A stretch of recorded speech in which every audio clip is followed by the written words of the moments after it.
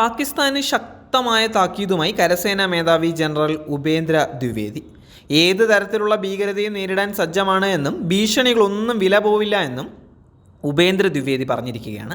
ഡൽഹിയിൽ നടന്ന പരിപാടിയെ അഭിസംബോധന ചെയ്യുകയായിരുന്നു അദ്ദേഹം. രക്തവും ജലവും ഒരുമിച്ച് ഒഴുകുക അസാധ്യം.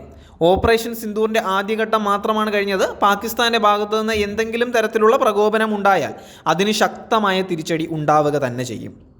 ഓപ്പറേഷൻ സിന്ദൂർ വെറുമൊരു ട്രെയിലർ മാത്രമാണ്. ഭാവിയിൽ ഏത് സാഹചര്യവും നേരിടാൻ ഞങ്ങൾ തയ്യാറാണ്. ഏത് ദൗത്യത്തിനും കര, വ്യോമ, നാവികസേനയുടെ ഏകോപനം ആവശ്യമാണ്. എല്ലാവരും ഒരുമിച്ച് പോരാടണം.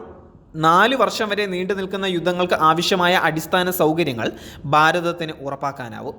യുദ്ധം എത്ര നാൾ നീണ്ടു നിൽക്കുമെന്ന് നമുക്ക് പറയാൻ കഴിയില്ല. ഓപ്പറേഷൻ സിന്ദൂറിൽ 88 മണിക്കൂർ പോരാടി അടുത്ത തവണ 4 മാസമോ 4 വർഷമോ ആകാം. അതിന് ആവശ്യമായ സാധനങ്ങളും ആയുധങ്ങളും നമ്മുടെ പക്കലുണ്ടാവണം. ഇല്ലെങ്കിൽ നമ്മൾ അതിനായി തയ്യാറെടുക്കണമെന്നും അദ്ദേഹം പറഞ്ഞിരിക്കുകയാണ്. പഞ്ചാബിൽ പാക് ചാര സംഘടനയായ ISIയുമായി ബന്ധമുള്ള 10 പേർ അറസ്റ്റിലായിരിക്കുകയാണ്. ലുധിയാനയിൽ തിരക്കേറിയ നഗരഭാഗങ്ങളിൽ ആക്രമണം നടത്താൻ പദ്ധതി ഇട്ടിരുന്നവരാണ് പിടിയിലായിരിക്കുന്നത്. ISI ചാരസംഘടനയുമായി ഇവർ നിരന്തരം ബന്ധപ്പെട്ടിരുന്നതായിട്ടാണ് ലഭിക്കുന്ന വിവരം. പഞ്ചാബ് പോലീസിന് ലഭിച്ച കൃത്യമായ തെളിവുകളുടെ അടിസ്ഥാനത്തിലാണ് പാക് ചാരന്മാരെ കണ്ടെത്തിയത്. പിടികൂടിയവരിൽ നിന്ന് ചൈനീസ് നിർമ്മിത ഹാൻഡ് ഗ്രനേഡുകളും പോലീസ് കണ്ടെടുത്തിട്ടുണ്ട്. വിദേശ ഹാൻഡ്ലർമാർ വഴിയാണ് ഇവർക്ക് നിർദ്ദേശങ്ങൾ ലഭിച്ചിരുന്നത് എന്ന് അന്വേഷണ ഉദ്യോഗസ്ഥർ സ്ഥിരീകരിച്ചു. കൊറിയർമാരായും മറ്റ് സഹായങ്ങൾ ചെയ്തു കൊടുത്തവരെയും പിടികൂടിയിട്ടുണ്ട്. ജനത്തിരക്കുള്ള പ്രദേശങ്ങളിൽ ആക്രമണം നടത്താനാണ് ISI ചാരസംഘടന നിർദ്ദേശം നൽകിയത്. ഇതുപ്രകാരം പദ്ധതി തയ്യാറാക്കുകയായിരുന്നു സംഘം. വ്യക്തമായ ഇന്റലിജൻസ് വിവരങ്ങളുടെ അടിസ്ഥാനത്തിലാണ് കേസ് ആരംഭിച്ചതെന്ന് ലുധിയാന പോലീസ് കമ്മീഷണർ വ്യക്തമാക്കി. തുടർന്ന് വേഗത്തിലുള്ള നടപടിക്കായി പ്രത്യേക സംഘത്തെ രൂപീകരിച്ചു. അന്വേഷണം പിന്നീട് മലേഷ്യ ആസ്ഥാനമായി പ്രവർത്തിക്കുന്നവരിലേക്ക് നീങ്ങിയിട്ടുണ്ടായിരുന്നു. ഇവർ മയക്കുമരുന്ന് കടത്ത് സംഘത്തിൽ ഉൾപ്പെട്ടവരാണ് എന്ന് കണ്ടെത്തിയിട്ടുമുണ്ട്.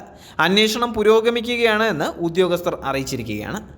അതേസമയം പാകിസ്ഥാനെതിരെ ഇന്ത്യൻ സൈന്യം നടത്തിയ സുപ്രധാന ദൗത്യം ഓപ്പറേഷൻ സിന്ദൂറിനെ ആസ്പദമാക്കി മേജർ രവി ഒരുക്കുന്ന ചിത്രം പഹൽഗാം ഓപ്പ് സിന്ദൂറിൻ്റെ ആദ്യഘട്ട ചിത്രീകരണം പൂർത്തിയായിരിക്കുകയാണ്.